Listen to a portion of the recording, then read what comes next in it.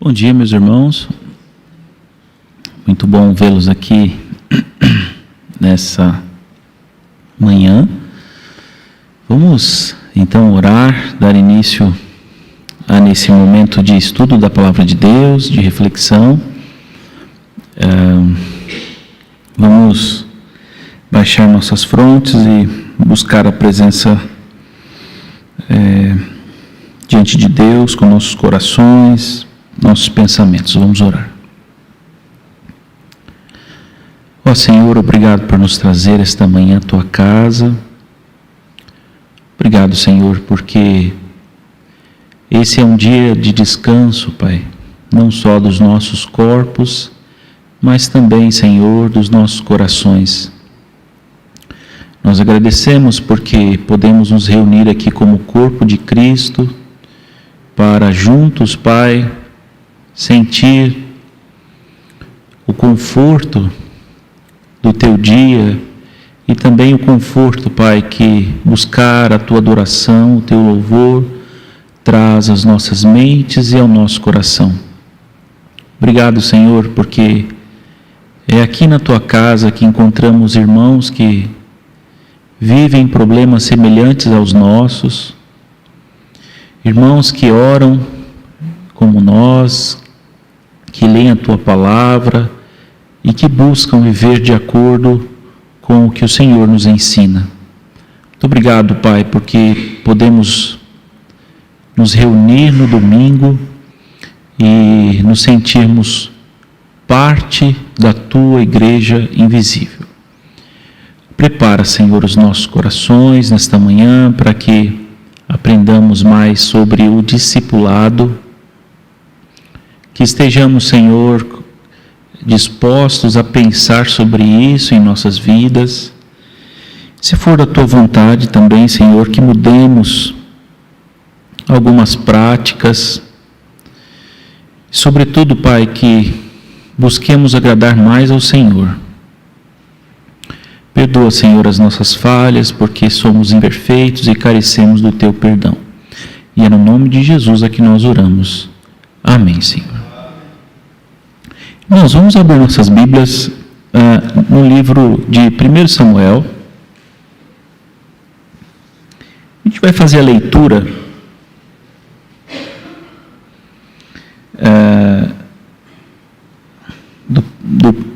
no capítulo 1, do versículo 9 ao versículo 18. Então, Samuel, primeiro livro de Samuel,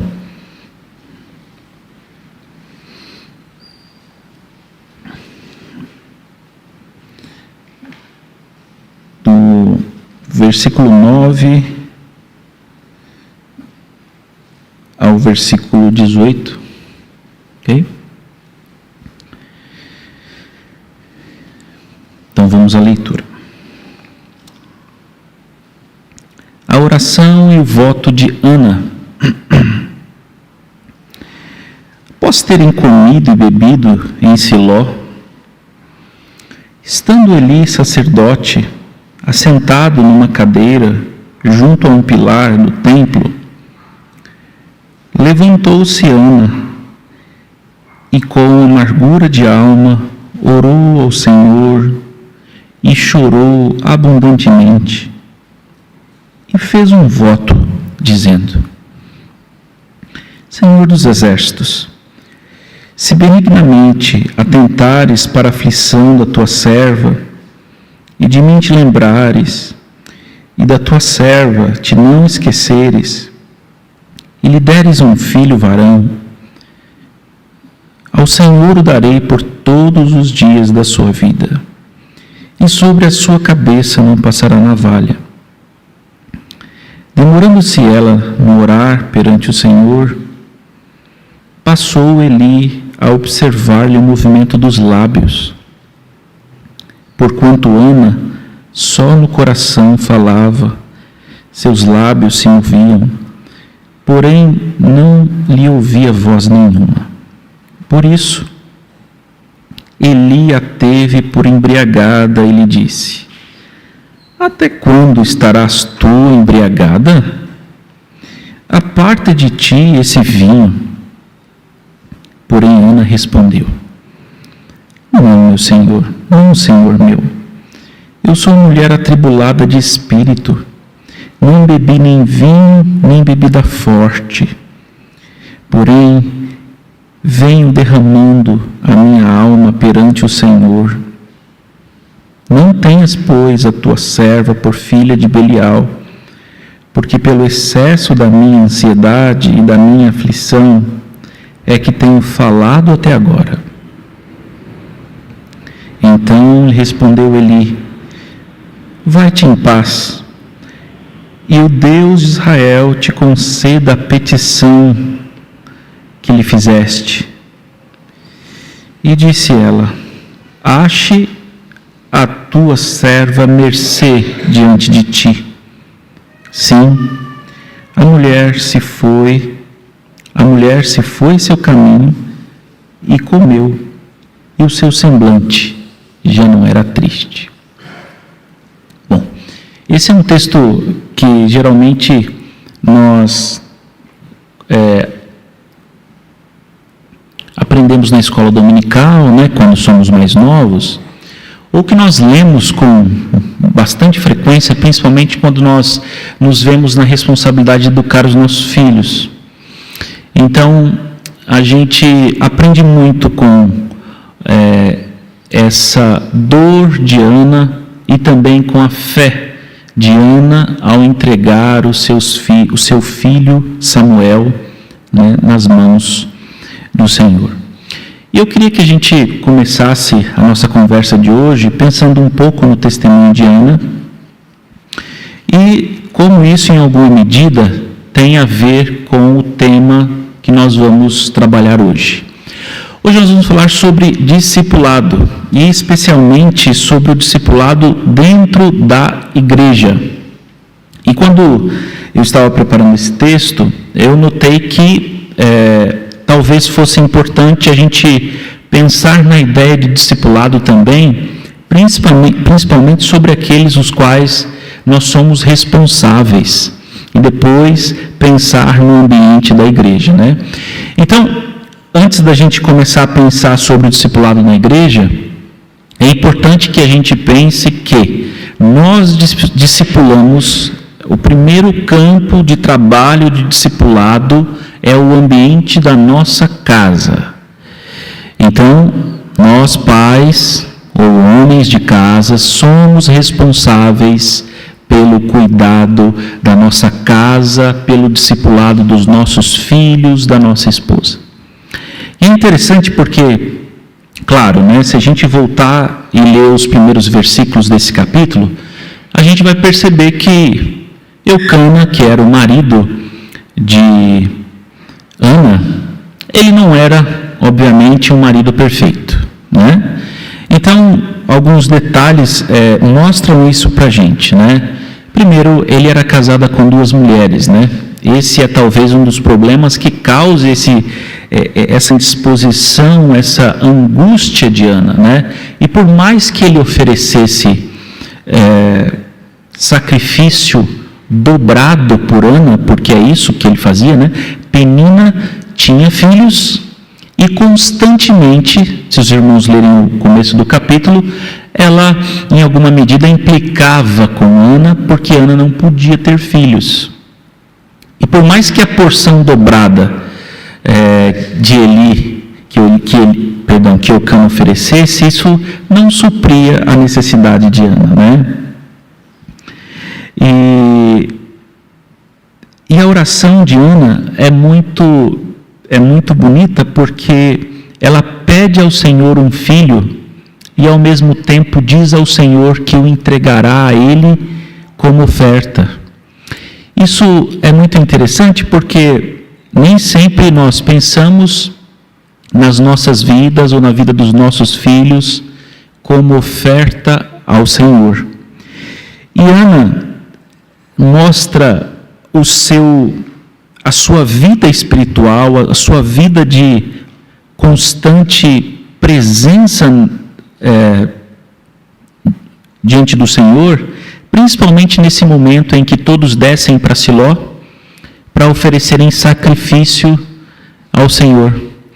E ela estava lá no templo, orando fervorosamente, né? E passa então Eli, o sacerdote Eli, e vê que ela está orando e com os lábios, está mexendo os lábios, né? É aquela oração que a gente faz só na mente, mas às vezes por fervor e desejo de ser ouvido, a gente acaba manifestando isso fisicamente, com a boca, né? Às vezes isso é uma forma de demonstrar o nosso desejo de ser ouvido, né? E o sacerdote Eli acabou achando que ela estava embriagada, né? Essa foi a impressão que ele teve quando passou e viu Ana ali orando, né? Mas o fato é que ela estava se derramando na presença do Senhor. Ana estava lançando toda a sua ansiedade e toda a sua aflição de não poder, nesse caso específico, ter filhos, né? E ao final de tudo, a gente não consegue julgar aqui a vida do sacerdote Eli, né? Depois ele vai acabar caindo morto, né, de uma forma muito estranha, né? Mas o que a gente percebe é que ele também tinha filhos, Hofni e Finéias. Mas os filhos de Eli eram extremamente corruptos. Eles se valiam dos sacrifícios oferecidos e cobravam mais por isso. Eram corruptos. Então nós temos um sacerdote que luta por exercer ali a sua atividade com filhos corruptos, e temos uma mulher estéril que, mesmo não tendo filhos, promete ao Senhor que se ele lhe oferecesse, de fato Deus deu não apenas Samuel, mas outros filhos a ela o entregaria diante do Senhor. Então toda a história caminha nesse conflito, né? Uma mulher que não tem um filho, um sacerdote que possui filhos, mas que são corruptos, né?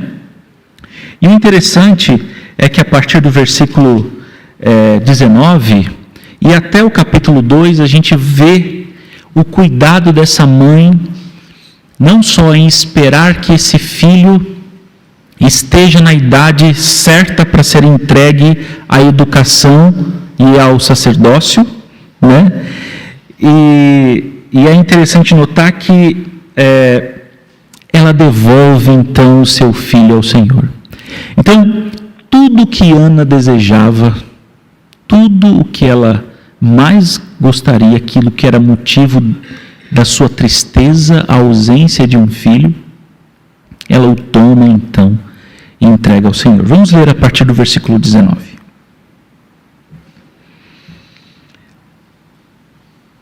Nasce Samuel e é consagrado a Deus.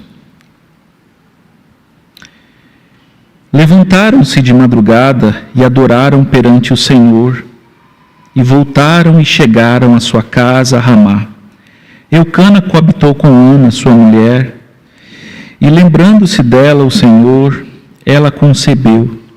E passado o devido tempo, teve um filho, a quem chamou Samuel, pois dizia: do Senhor o pedi. Subiu Eucana, seu marido, com toda a sua casa, a oferecer ao Senhor o sacrifício anual e a cumprir o seu voto. Então, a ideia aqui é que Ana engravidou, passou-se quase o período de 1 ano, voltaram para oferecer sacrifício, o menino era novo ainda, mas ela levou. Ana, porém, nesse ano, né, não subiu e disse a seu marido: quando for um menino desmamado, levá-lo-ei para ser apresentado perante o Senhor e para lá ficar para sempre. Respondeu-lhe Eucana, seu marido: faze o que melhor te agrade, fica até que o desmames. Tão somente confirme o Senhor a sua palavra. Assim, ficou a mulher e criou o filho ao peito até que desmamou. Havendo desmamado, levou consigo com um novilho de 3 anos, um éfa de farinha e um odre de vinho, e o apresentou à casa do Senhor a Siló. Era o menino ainda muito criança. Então ofereceram um sacrifício, né? Imolaram o novilho e trouxeram um menino a Eli. E disse ela: Ah, meu Senhor, tão certo como vives, eu sou aquela mulher que aqui esteve contigo orando ao Senhor. Por este menino orava eu, e o Senhor me concedeu a petição que eu lhe fizera.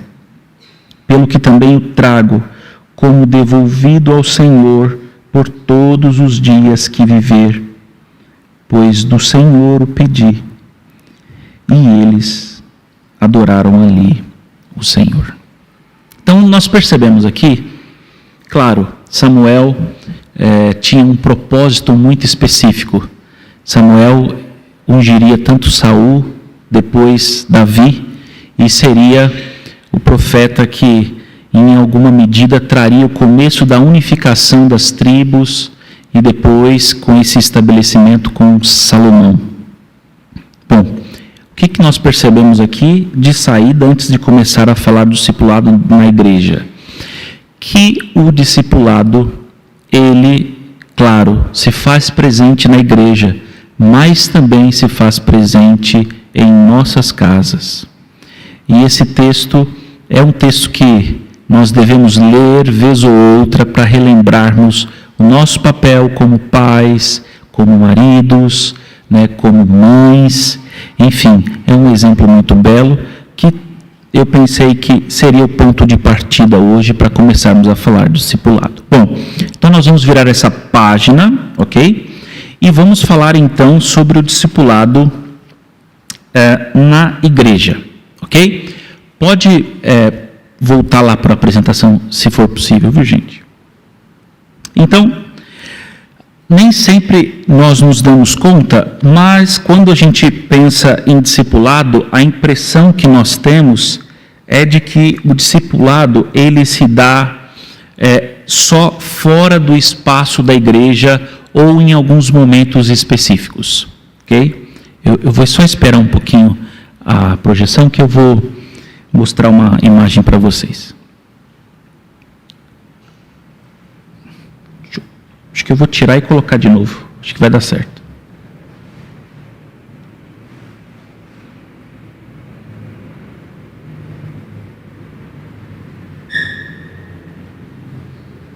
Acho que agora vai.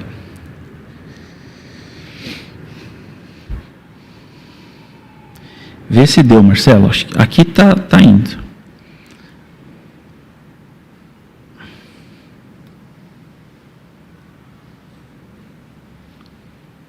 Deu? Eu vou mandar o link para vocês, pode ser? Então, espera aí, só um pouquinho.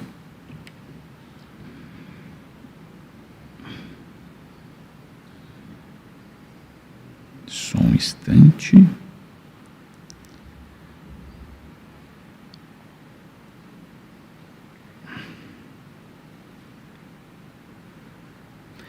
Então, Marcelo está aí, tá? Está no seu WhatsApp. Bom, a gente vai falar um pouquinho sobre discipulado pensando em movimentos que a gente chama de para-eclesiásticos, né? O que são esses movimentos para-eclesiásticos? São movimentos que trabalham com a ideia de discipulado.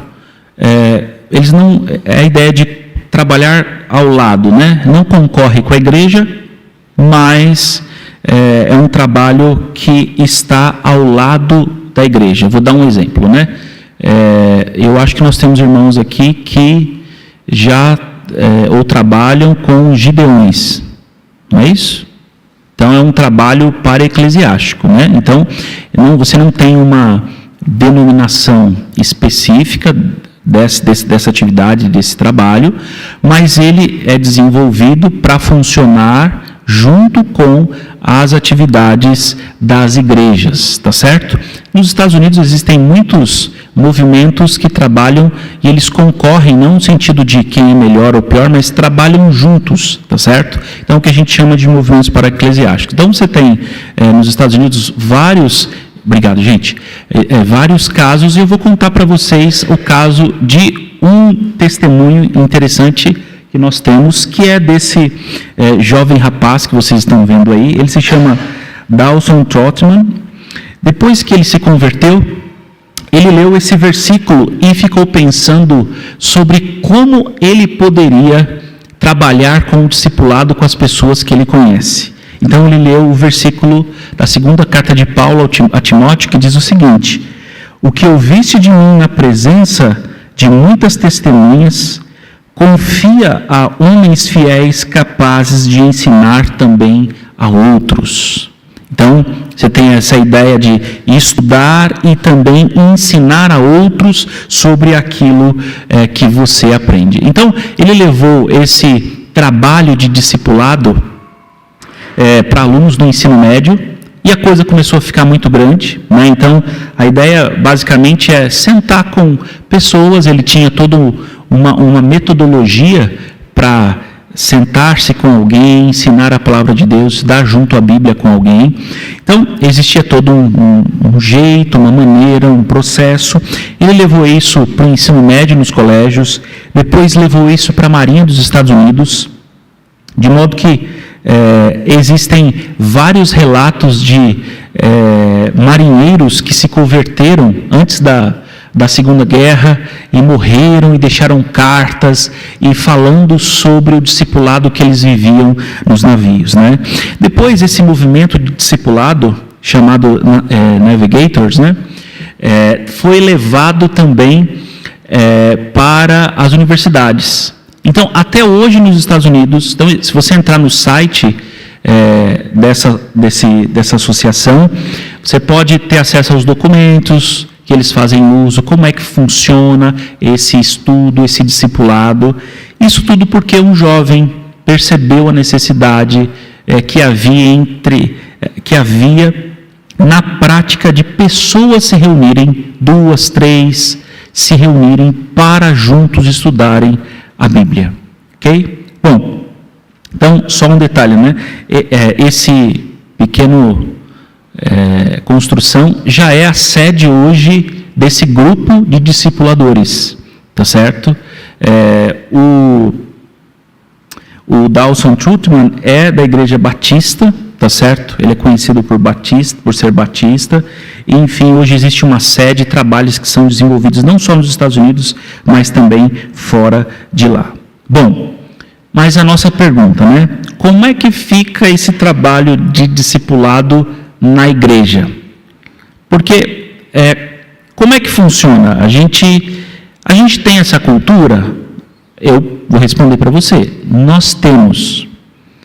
Ela é, em alguns casos, formalizada? Sim. Mas a gente já faz muita coisa que a gente não entende como discipulado. E é discipulado. Às vezes a gente não pode ter a percepção de que isso faz parte desse desejo de andar com Cristo. Mas Então nós vamos ver esta manhã que muito do que a gente faz já faz parte desse processo de ensino, de discipulado, mas ele pode ser visto e aperfeiçoado quando a gente estuda esse tema, né? Bom, uma observação importante que a gente tem que levar em conta, né? Se não é sábio discipular sem a igreja, porque a grande crítica que os movimentos para-eclesiásticos enfrentam é a seguinte: olha, tudo bem, eu vou fazer parte da ABU, vou fazer parte dos Gideões e tal, mas será que seria saudável o discipulado, o estudo da Bíblia, a aprendizagem da palavra de Deus, sem a presença ou sem se comungar na igreja? Por que eu estou dizendo isso? Porque vocês já devem ter ouvido essa expressão: existem desigrejados hoje em dia. Então é muito fácil você assistir o culto da igreja que você mais gosta. Geralmente são igrejas grandes, cultos ao vivo, cursos gratuitos, escola dominical. Você pode fazer isso, né? Você pode procurar no YouTube o pastor que você mais gosta. Provavelmente ele tenha lá o canal dele, ou ele está vinculado a uma igreja. Então eu não preciso ir na igreja. Eu posso ouvir a palavra de Deus em casa, no YouTube, tranquilamente. Não preciso me preocupar em fazer parte de uma membresia. E é justamente esse cuidado que a gente tem que ter. Fazer parte da igreja, frequentar presencialmente a igreja, faz parte desse processo de discipulado. Nós vamos ver daqui a pouco que nos reunirmos presencialmente faz parte de um desejo e de exemplos que nós encontramos na própria Escritura, ok? Bom, se não é sábio discipular sem igreja, pior é fazer igreja sem discipular. Então, vamos virar um pouquinho a chave, né? É óbvio que o espaço da igreja precisa ser utilizado para o discipulado, ok? Então, cristãos se unem às igrejas e muitas vezes ninguém se aproxima deles, ok? Vamos pensar um pouco sobre isso, né? Eu tenho, deixa eu ver se eu tenho algum aluno aqui que faz parte da classe de catecúmenos. Que fez, né? Nós temos aqui alunos que fizeram parte já da classe de catecúmenos, né? Então, eles passaram ali um ano estudando com o pastor, com o seminarista, o licenciado Vitor, estudando a palavra de Deus, estudando não só a Bíblia, mas a doutrina da igreja, através dos catecismos.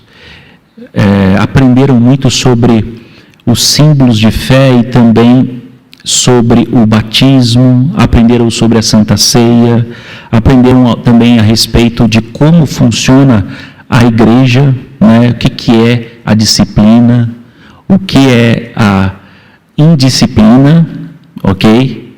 Então, tudo isso faz parte de um processo de discipulado. Veja, esse discipulado já existe. A gente às vezes não dá esse nome, mas é um tipo de discipulado que é praticado já em nosso meio. Agora, o que o livro do Mark Dever vai apontar é justamente essa dificuldade que às vezes nós temos de nos aproximar daqueles que se achegam à igreja. E não sei você, mas eu me esforço para me aproximar das pessoas.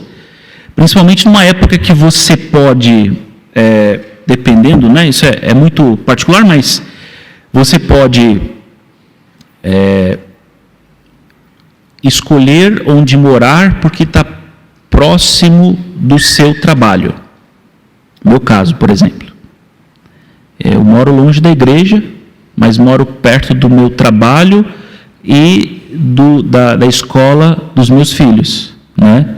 Bom, veja que eu procurei o quê? A gente procura sempre certo conforto para a nossa vida. Mais fácil, para levar na escola a pé, dá para ir para o trabalho a pé. Ok, é natural, isso faz parte da nossa dinâmica de vida. A questão é a seguinte: que tipo de esforço eu faço também para que eu tenha na minha casa uma pessoa da igreja me visitando? Percebem isso? Então, eu particularmente estou um pouco envergonhado porque eu ainda não fui visitar o pastor e os bebês e a Mari. A gente fica assim meio constrangido, né? A gente às vezes não. Ou, por exemplo, quando chega uma visita na igreja e às vezes a pessoa é de outra igreja e ela está procurando uma igreja. Acontece demais. Vocês sabem disso, né? Às vezes a pessoa é de outra igreja, está procurando uma igreja, aí você se aproxima, conversa, mas a gente nunca sabe muito bem como falar, né? Que tipo de coisa a gente deve dizer, como a gente deve agir, né? como demonstrar hospitalidade a um irmão, né? Tem uns 3 meses atrás, eu e o meu irmão aqui da igreja, a gente estava marcando de um almoçar na casa do outro, né? Como é difícil. É difícil porque às vezes um não pode, às vezes outro não pode. Aí por fim a gente falou assim, ó, o seguinte, vai ser tal dia, independente do que acontecer, não precisa preocupar com comida. Se não der para fazer, a gente pede alguma coisa, mas vai ser essa data. Aí deu certo, né? Por quê? Porque a gente não está acostumado.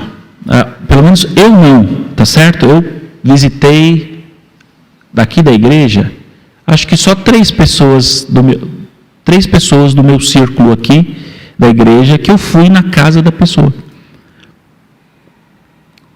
Eu não estou falando que você tem que sair convidando as pessoas a esmo, não, tá bom? Não é isso. Agora, existem pessoas que você pode se aproximar. E a ideia é reunir-se porque vocês são parte de um corpo. Tem algo em comum. Então, não é simples, é como fazer a barba com navalha, os homens aqui, né? Ou com a giletezinha, né? Primeira vez que você faz, você corta a cara inteira, né? E fica... Não é isso, Ezequias? Acontece, né, Ezequias? Se tiver estressado... Eu estou começando a fazer a barba com mais frequência, sabe, Ezequias? Então, eu percebo, né? O seu estado de espírito vai dizer sobre como a sua barba vai ficar, né? Então, por que eu estou dando esse exemplo bobinho da barba, né? Porque às vezes você não sabe como é que você chega perto do irmão, né? Você não sabe assim. Você fala alguma coisa, aí vem o silêncio. O que eu falo agora? Aí você tenta perguntar alguma coisa. Às vezes, alguém com quem a gente conversa é mais dado à comunicação. Às vezes não. Aí você tem que tentar. E às vezes é só ficar perto mesmo, sabe? Tudo bom, vamos tomar um café aqui. Deixa o silêncio também ajudar. Às vezes o silêncio no diálogo ajuda, né? Aí a pessoa fala alguma coisa, você fala outra, você fala... E assim vai. Mas não é simples. A gente vive muito com isso aqui e usa muito isso aqui para se comunicar, né? É um tipo de comunicação, assim, boa em certo sentido e ruim por outro, né? Então, você passa às vezes minutos, horas nisso aqui, mas quando você está ao vivo, diante da pessoa, você fica procurando o assunto, né, para conseguir, né? Então, os almoços de domingo. Tenho a impressão que há 15 anos atrás, as pessoas almoçavam mais umas nas casas das outras principalmente porque não havia celular. Tá? Interessante isso, né? Não estou culpando só o celular, é uma série de coisas, mas estou dando um exemplo só, né? A gente gasta muito tempo com a gente mesmo, no fundo, né? Bom, aconselhamento pastoral é um tipo de discipulado. Então, você pode procurar o pastor da sua igreja. Falar, pastor, eu estou com esse problema na vida, estou com essa dificuldade. Ele vai marcar um horário com você. Você não pode vir para a igreja, ele vai marcar online, não vai, pastor? Ele vai dar um jeito, vai almoçar com você, vai fazer alguma coisa. Mas ele vai procurar você, vai procurar lhe ajudar. Ok? Então, o cafezinho, né? Quantas vezes eu já tomei café com... cada um tem um hábito, né? Eu gosto de conversar com pessoas mais velhas. Acho que é porque eu morei com meu avô durante muito tempo, né? Ele morava na minha casa, dormia no meu quarto. Então eu tenho apreço por falar com pessoas mais velhas, né? Perguntar como é que tá, tomar café, né? Eu e o seu Ezequias, direto a gente toma café junto. Às vezes eu vou levá-lo para casa, aí a gente passa ali no açaí, né? Aí tem, vocês já viram um café que tem embaixo ali no açaí? Tem uns docinhos ali. A gente para ali, toma café, come um salgado, né, seu Ezequias? E fica ali jogando conversa fora. Eu descobri, tem uns 6 meses, até acho que 1 ano, que ele é meu parente. A gente não sabe qual é o grau, né? Mas eu descobri aqui em São Paulo que o seu Ezequias tem um grau de parentesco muito próximo a mim, talvez assim uma 4ª geração, assim. Então eu descobri isso sem procurar, né? Por quê? Porque a gente se dispõe a tomar um cafezinho. Se dispõe a tomar um cafezinho. Não precisa ser necessariamente aqui na igreja. Tu vai levar alguém para casa, para num café, toma um café, ué. Nessas aqui, toma um café, ué. Aproveita a oportunidade, tá certo? Então é possível a gente arranjar momentos, situações, né? Para a gente conversar, né? Então a Bíblia ensina que a igreja é o local, é um ambiente natural para o discipulado. Então, a escola dominical é isso. Nós temos tido aulas em conjunto agora. Nós vamos ter aulas em conjunto, né? As aulas em conjunto, geralmente, têm um caráter um pouco mais formal, porque são mais pessoas, certo? Agora, o seu professor da escola dominical é alguém que você tem que se aproximar. Aqui eu acho que isso acontece, né? Então eu procuro me aproximar muito dos adolescentes, né? Você que está lá trabalhando com os jovens, né?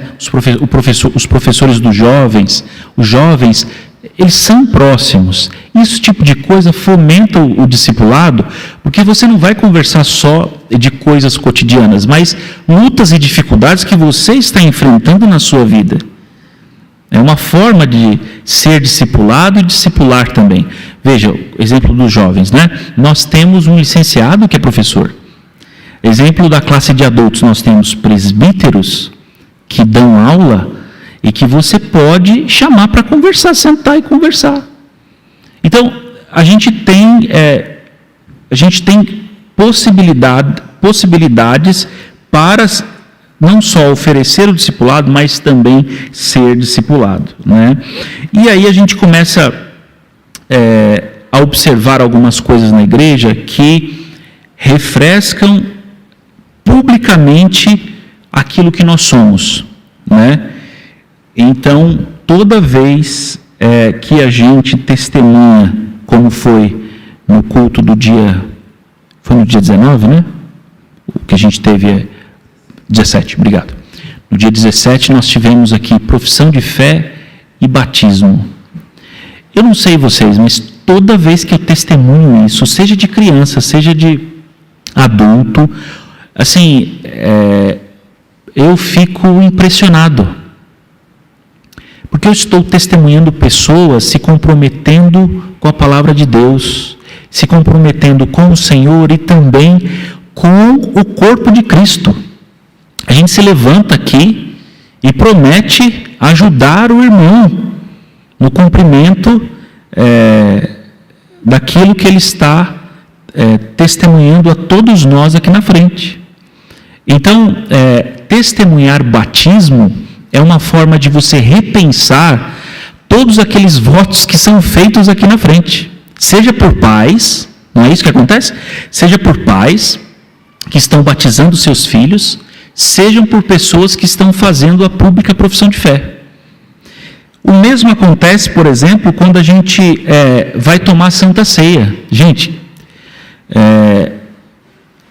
a Santa Ceia é uma forma pública da igreja retomar sempre o seu compromisso, primeiro, né, de reconhecer o sacrifício de Cristo, mas também da sua própria vida de santidade. Toda vez que o pastor diz para nós que nós não devemos tomar veneno, ou seja, não tomar aquilo que é uma demonstração consciente da busca pelo perdão e o arrependimento de pecados, isso deve sempre mover os nossos corações, porque não é uma simples formalidade.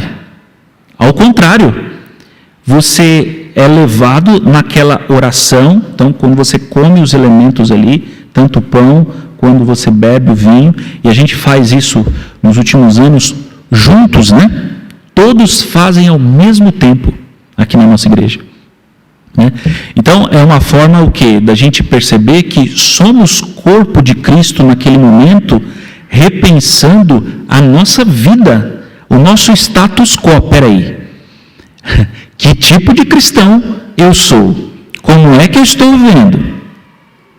Então, vejam que há o discipulado na igreja que é constante e exige de nós um culto sempre racional.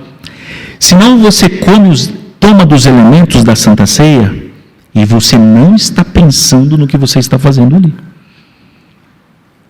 Então, é um problema. Então, o discipulado, ele existe e é praticado, vejam, no espaço da própria igreja, na pregação da palavra. Quantas vezes você ouviu uma mensagem do pastor aqui, você sai daqui e fala assim: eu preciso mudar isso na minha vida. Eu preciso mudar. Eu não posso ser assim, discipulado. Então, a gente está vendo aqui os modelos mais simples de discipulado, que talvez a gente não lembre, não pense a respeito, para depois a gente já caminhar para outros tipos de discipulado, né? Bom, então a pergunta que eu faço a vocês é a seguinte. Agora, paremos para pensar um pouco.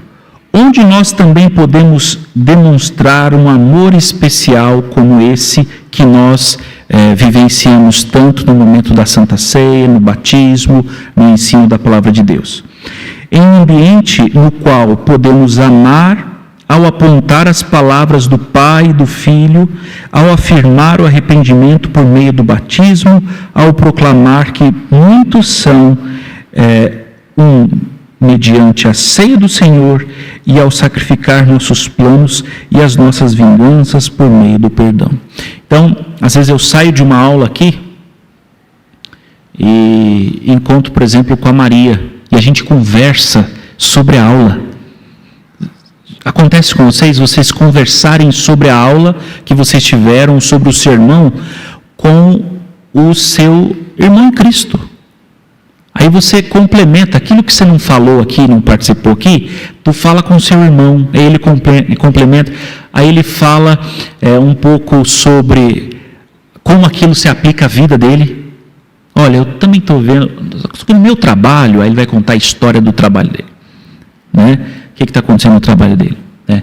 Quando a gente se reunir, por exemplo, nas segundas-feiras, na reunião de oração, para a gente orar, que é um lugar que você vai descobrir como é que está a vida do seu irmão, é na reunião de oração. É impressionante, é impressionante.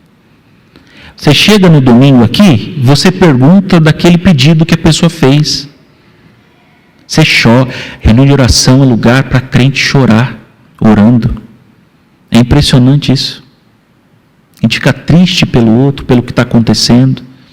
Aí a gente acompanha a oração, se emociona. A gente depois consegue se regozijar junto porque Deus deu livramento. Às vezes Deus confortou. Então, é orando junto que a gente discipula também um ao outro, né? Às vezes eu ouço orações de irmãos que eu falo, eu não estou sabendo orar.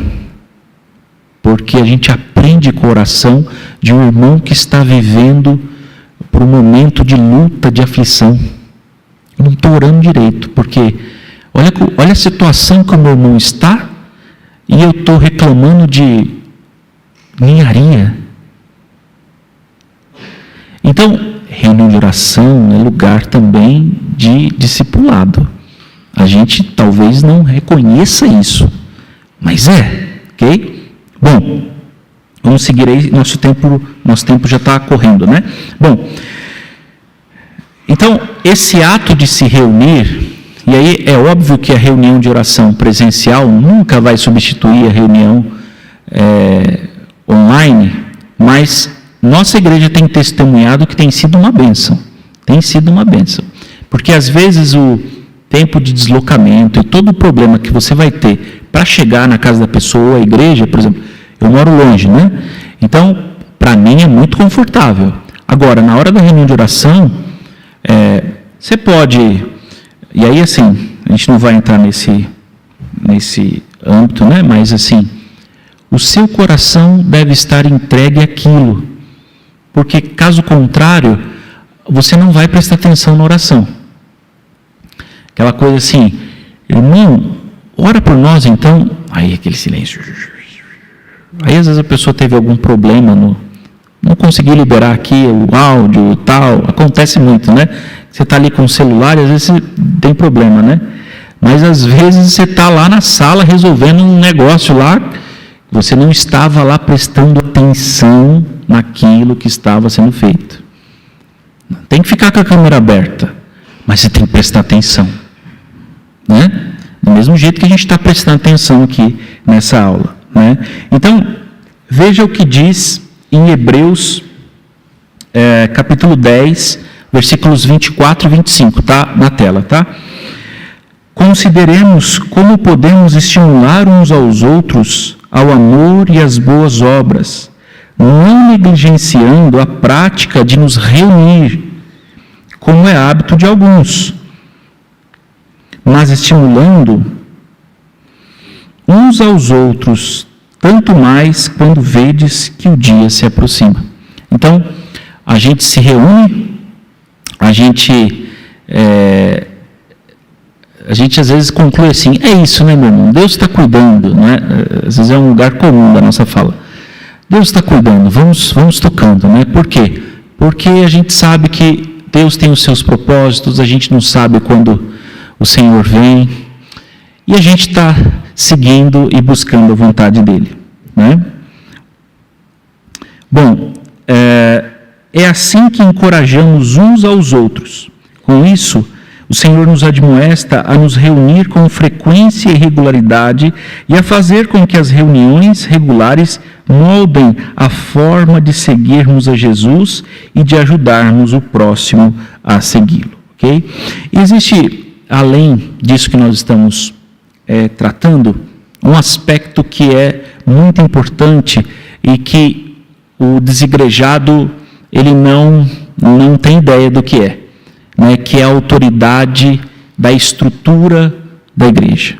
Existe uma autoridade estabelecida na igreja e que, inclusive, ela sai do texto bíblico e se materializa também, por exemplo, em um código de disciplina. Existe disciplina na igreja. Ok? Então, as pessoas, elas erram e elas são disciplinadas para quê? Para que elas, da maneira certa e no tempo devido, elas mudem, elas sejam edificadas e abençoadas com a disciplina, ok? Então, existe um texto sempre muito trabalhado quando se fala sobre essa disciplina da autoridade e sobre a importância de vivermos nessa estrutura hierárquica da igreja, que está em Mateus. Vamos abrir lá em Mateus capítulo 16. E esse discurso é feito para Pedro, né? Essa fala é feita a Pedro.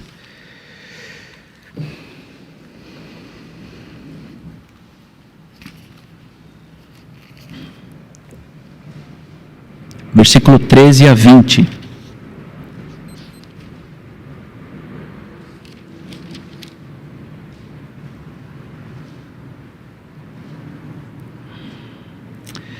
Indo Jesus para os lados de Cesareia de Filipe, perguntou a seus discípulos: quem diz o povo ser o Filho do Homem?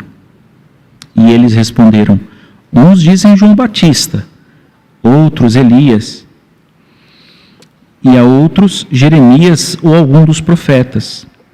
Mas vós, continuou ele, quem dizeis que eu sou?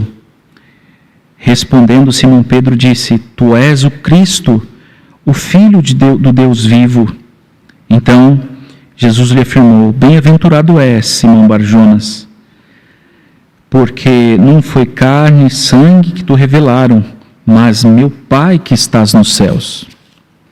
Também eu te digo que tu és Pedro, e sobre esta pedra edificarei a minha igreja, e as portas do inferno não prevalecerão contra ela. Dar-te-ei as chaves do reino dos céus. O que ligares na terra terá sido ligado nos céus, e o que desligares na terra terá sido desligado nos céus. Então, adverti os discípulos de que a ninguém dissessem ser ele o Cristo. De forma alguma, esse texto diz respeito à autoridade de dizer quem é salvo e quem não é. Ok? Primeira coisa. Agora, os presbíteros eleitos pela Igreja de Cristo são responsáveis pelos problemas que nós, vez ou outra, enfrentamos em nossas vidas. O mau testemunho, o distanciamento da palavra de Deus requer o cuidado das nossas autoridades. E são eles, eleitos pela própria igreja, que cuidam de nós. Então, há pouco tempo, eu estava conversando com o Adriano, o presbitério Adriano, e eu pedi minha transferência aqui para a igreja, né? Por quê? Porque até então eu era membro da Igreja Presbiteriana Aliança. Mas se acontecer alguma coisa comigo, eu preciso ter presbíteros que cuidem de mim. E são os presbíteros da Igreja Presbiteriana Tucuruvi que convivem comigo. É o pastor Tito que convive comigo. Existem problemas e situações na nossa vida, pessoal ou pública, que nós temos que entregar a autoridade a homens. Percebem isso?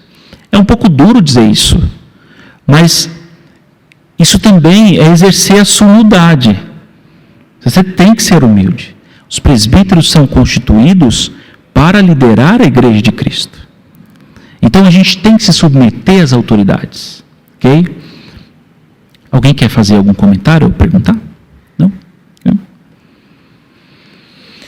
Bom, isso equivale a dizer que Pedro e os apóstolos seriam capazes de ouvir a confissão de fé das pessoas, para então confirmar ou negar essas confissões, e confessores em nome do céu. Em suma, a assembleia reunida, pensando aqui na Igreja Batista, mas no nosso caso, o conselho, detém a autoridade de confirmar ou não quem pertence ao corpo de Cristo, isto é, quem é discípulo. Então, no fundo, o conselho da Igreja Presbiteriana Tucuruvi, o conselho da nossa igreja, ela é responsável por garantir que você é um discípulo, garantir não só o seu desenvolvimento espiritual através dessa estrutura enorme que é a igreja, mas também do seu cuidado espiritual. Então, existe uma estrutura. Quem não está dentro da igreja não pode lidar com isso. Como é que você tem alguém que cuida de você fora de um ambiente eclesiástico? É muito difícil. Claro, existem casos absurdos, né? Então, você não tem uma igreja como essa dentro de um navio que passa 6 meses em alto mar. Não. Mas, não é o nosso caso aqui. Ok? Bom, e ao agir assim, estabelece o contexto da prestação de contas para o discípulo, ou discipulado. Então, por exemplo, estou falando de mim, tá certo? Quando eu não venho à igreja, por algum motivo, eu não estou falando que isso é uma obrigação, mas eu gosto de prestar contas. Pastor, aconteceu isso, por isso que eu não estou aqui, por isso que eu não fui. Pode ser que eles fiquem preocupados, porque de repente você não falou, você está doente, alguma coisa assim. Veja que não só o pastor, mas os presbíteros da igreja, eles são uma espécie de antena da igreja. Eles estão sensíveis ao que acontece e são responsáveis por esse discipulado. Ok? Bom, caminhando aqui para a gente encerrar. Quando vamos ao livro de Atos dos Apóstolos e as epístolas, encontramos o programa de discipulado dos apóstolos. Então, eles não são apenas discipuladores que perambulam à vontade entre grupos de pessoas sem filiação. Eles batizam pessoas nas igrejas onde o discipulado individual e a comunhão acontece. Então, é muito bonito ver isso, né? Porque às vezes eu já testemunhei aqui algumas vezes pessoas mais velhas se batizando, e como é emocionante, né? Eu acho muito emocionante. Você testemunha crianças sendo batizadas, e no fundo alguma coisa está lhe dizendo ali também: meu Deus, esta pequena vida, ou esta vida longeva, faz questão, através dos pais ou de si mesmo, de manifestar publicamente o seu compromisso com a palavra de Deus e com as Escrituras, com o cumprimento das Escrituras, né? E nós somos testemunhas disso, ok? Os discípulos então se espalham pelas nações e fazem discípulos sem se apartar do batismo, do ensino, da ceia do Senhor e dos mestres capacitados por Deus. Mas isso não acontece, né? Os discípulos plantam igrejas que obedecem e que ensinam outras pessoas a obedecer. No Novo Testamento, a igreja local encontra-se no centro da obra de obediência e discipulado dos discípulos. E aí o que acontece? Eu vou contar do que eu tenho testemunhado, né? Tenho testemunhado alunos da nossa escola dominical assumindo liderança, por exemplo, em sociedades internas, por exemplo, nas federações. Então eu vejo, por exemplo, membros menores, no nosso caso comungantes, né? Só pode ser da diretoria, tanto da OMP, UPA local, ou de federações, se for um membro comungante, ou seja, batizado e que fez a pública profissão de fé, assumindo lideranças fora apenas desse ambiente da nossa igreja. Isso é um tipo de formação que caminha já para um discipulado em que esses jovens, adolescentes, estão assumindo liderança, estão testemunhando e vivendo uma vida de discipulado aqui e assumem compromisso fora daqui. Isso acontece na SAF, acontece na UMP, acontece na UPA. É impressionante ver assim o gosto de um adolescente ou de um jovem em trabalhar para além desse domingo a domingo aqui, ou domingo e segunda, domingo e quarta. Então a gente começa a ver esse espalhamento, né? Claro, visualmente ele é um pouco menos geográfico, mas já é possível ver esse esforço de muitos membros. Bom, fazer uma revisão do que a gente viu até agora, né? Então, existem organizações para-eclesiásticas, elas são importantes para esse processo de discipulado, mas não substituem o trabalho da igreja, certo? A igreja por si só, com esses exemplos que a gente viu, ela é um modelo de discipulado. Frequentar a igreja é ser discipulado. Não pode esquecer disso, ok? E a igreja, então, precisa se reunir para que isso aconteça, seja online, seja presencialmente, ok? E a igreja possui uma estrutura de autoridade, não tem jeito, tá? Você precisa confiar na palavra de Deus e entender que Ele instituiu homens com autoridade sobre a sua vida. Não tem jeito, por favor, César Quis.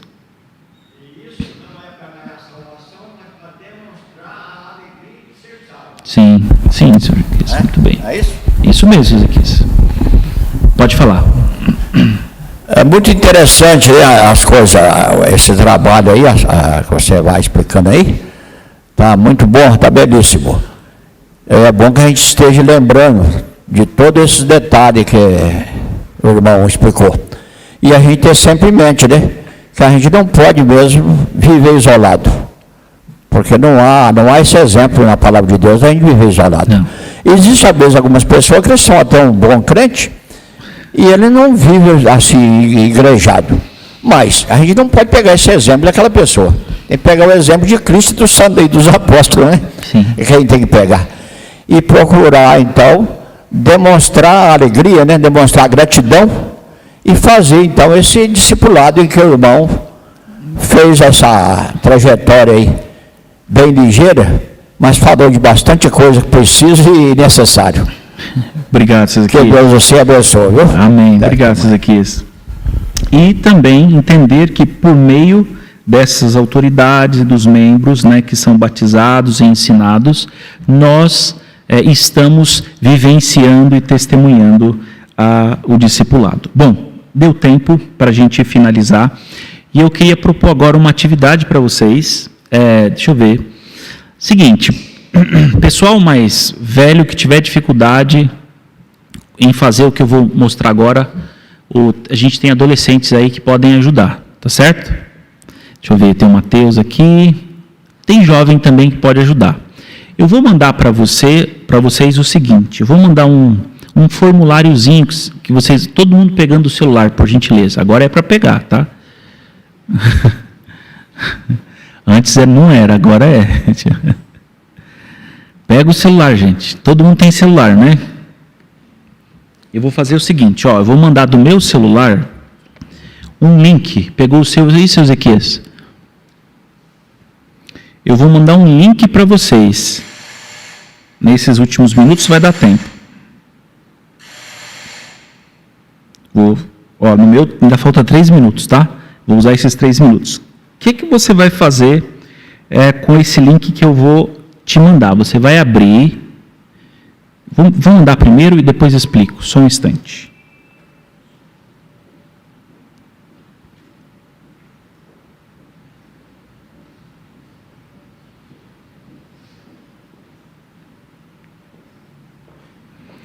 Eu vou mandar no grupo da igreja. Se por acaso alguém não estiver lá,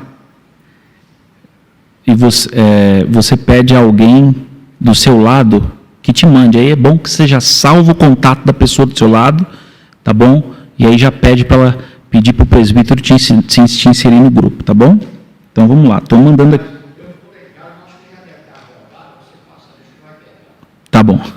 Tá bom, seu Ezequias, mas é para o senhor preencher depois, tá? Eu vou cobrar, seu Ezequias. Tá. Acabei de mandar, pessoal. A Maria vai fiscalizar isso para mim, tá, Maria? Mandei. Você vai receber o link, aí tem ali, olha lá, alguém já deu até um joinha no link aqui. Aí vai abrir, aula 1, a igreja local, sobre esse assunto, discipulado. Ô Samuel, vê se você consegue clicar no link aí e abrir, por gentileza. Se não conseguir abrir, a gente... Tá, mas enquanto isso eu vou falando com os demais. Conseguiram abrir aí? Deu para abrir aí? Todo mundo abriu? Sim? Então está escrito assim, discipulado, aula 1, igreja local. Bota seu nome. Escreve seu nome. Tem aí um lugar aí, escrito nome. Põe seu nome. Obrigado, Samuel. Você vai colocar presente. Só clicar. Ou seja, você participou da nossa aula hoje, certo? Quem estiver em casa, o link está no grupo da igreja. Entra lá e acessa, quem estiver online, tá bom? E aí você vai escrever assim, você pode escrever uma página inteira, ou pode escrever apenas 2 palavras, 3 palavras. A pergunta é a seguinte, como você pode ser discípulo em sua igreja local? Justifique sua resposta. Escreve. Tá bom? Não precisa ser um tratado. Tá certo? Escreve assim uma frase. Estão escrevendo aí? Por que vocês têm que escrever? Vou explicar por que vocês têm que escrever. Porque durante esse período que a gente está trabalhando com esse tema do discipulado, nós vamos sortear até o último domingo algumas canequinhas e algumas ecobags aí para vocês sobre o tema que a gente está estudando. Tá certo? Só que você só vai conseguir retirar o seu brinde se você tiver feito a liçãozinha de casa. Certo? Beleza? Então, vai ser sorteio, só que para você retirar, eu vou conferir se você fez a sua lição de casa. Gente, é muito simples, tá bom? É muito simples, gente. Façam, que eu não quero negar nenhuma canequinha aqui no nosso último encontro, nenhuma ecobag.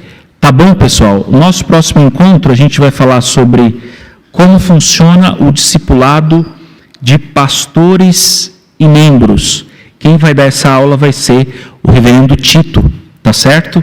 Então, domingo que vem nós vamos falar sobre isso. Vamos fazer uma breve oração para encerrar nossa aula de hoje.